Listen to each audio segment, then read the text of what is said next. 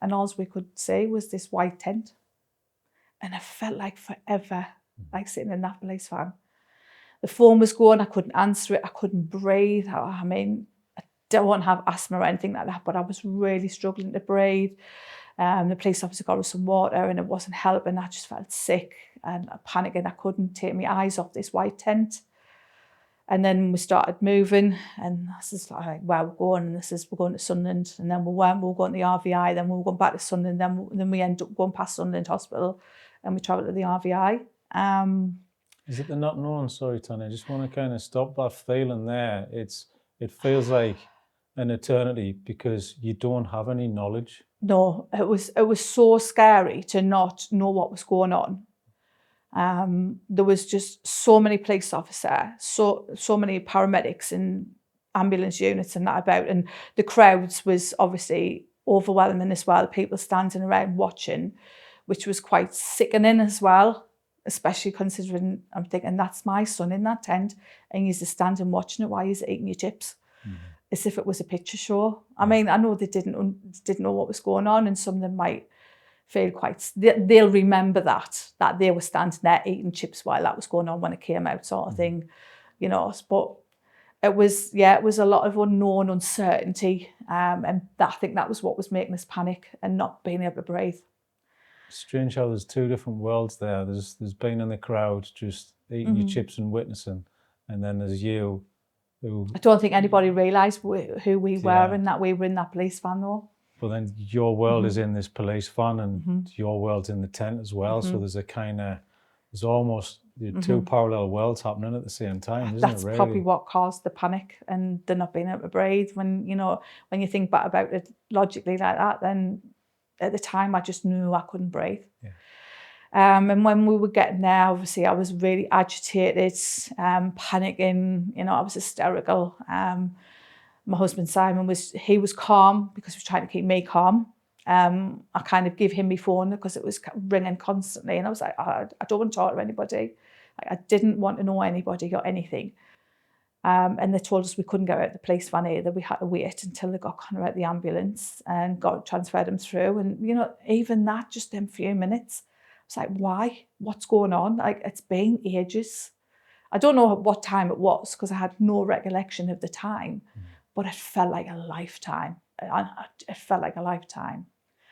And then we got just put into this side room, and the police officer sat with us, and it was just like I was sitting in this white square box, a couple of chairs, and it was just this white box, echoed, clinical, soundless, and I could hear me own heart beating fast, very fast.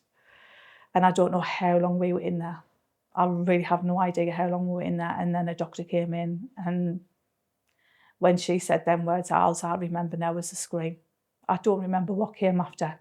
I just remember not being able to breathe and screaming. That scream has woke me up many times on a night. I've had many nightmares about that. But I remember she was there for a while. And then I asked if I could see him. And they said they'd come back. They didn't come back. The police officer took us in to see him. I wasn't allowed to touch him. I was only allowed to literally see his face to identify him. I wasn't allowed anywhere else near him. The police officer got reprimanded because he shouldn't have took us in. Connor was evidence. That was it. Nobody was allowed to see him. No one was allowed to touch him. He was evidence. And we were told to go home. And that was it. Nothing else to do. Somebody would be in touch to go home.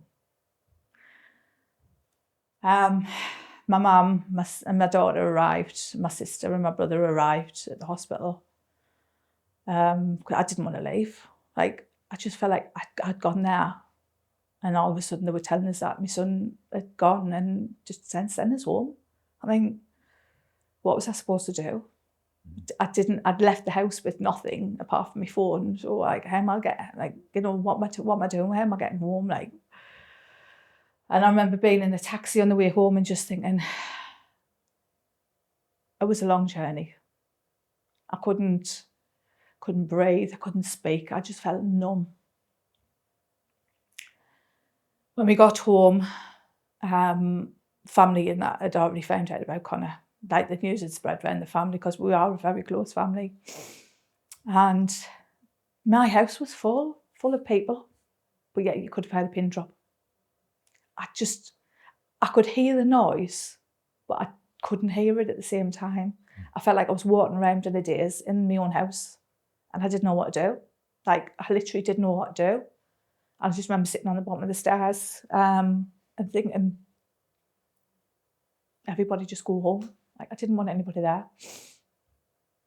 And slowly but surely people start to leave, and that was it. Like, that was early hours of the Sunday morning. The street was quiet. There was nobody about. I